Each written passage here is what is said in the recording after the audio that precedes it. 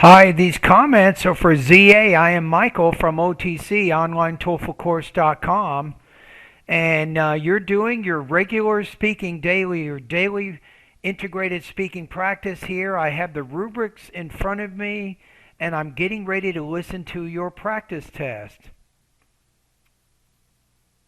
So let's see how you did on this one. According to the reading material, habituation, which is the form of learning for animal, and this situation is gradually great. So, the professor provided us an example of this concept.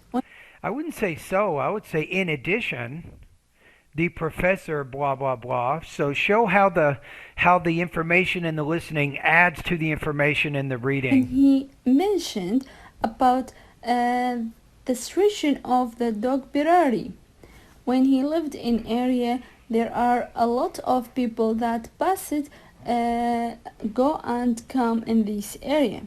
So at the first time, the dog instinctively barking, jumping and jumping up and down as the threatening situation to them.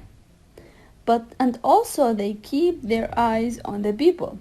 But after a while, when the people come and go without any threatening or without any harmful effect to the dogs, however, the dogs gradually stop these reactions toward the human. Yeah, but how does this information relate to the information in the reading? I don't see that integrated type connection going on there. So there's not a complete kind of integration of information between the reading and the listening passage. So that's one issue. I'm going to put you at about 2.0 to 2.5. I'm going to put you maybe at around 16 to 17 points out of 30. So if you start off the actual integrated task, you might say the reading passage discusses an academic concept called blah blah blah, and then the speaker in the listening passage gives an example or two to further illustrate the idea, right? So there you're kind of showing what the relationship is. Then you define the term in the reading passage.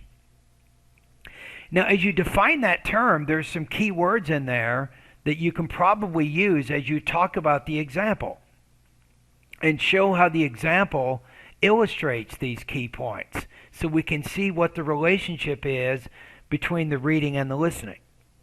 Remember, it isn't that you just summarize the reading passage. That's not enough. It's not just that you summarize the listening passage.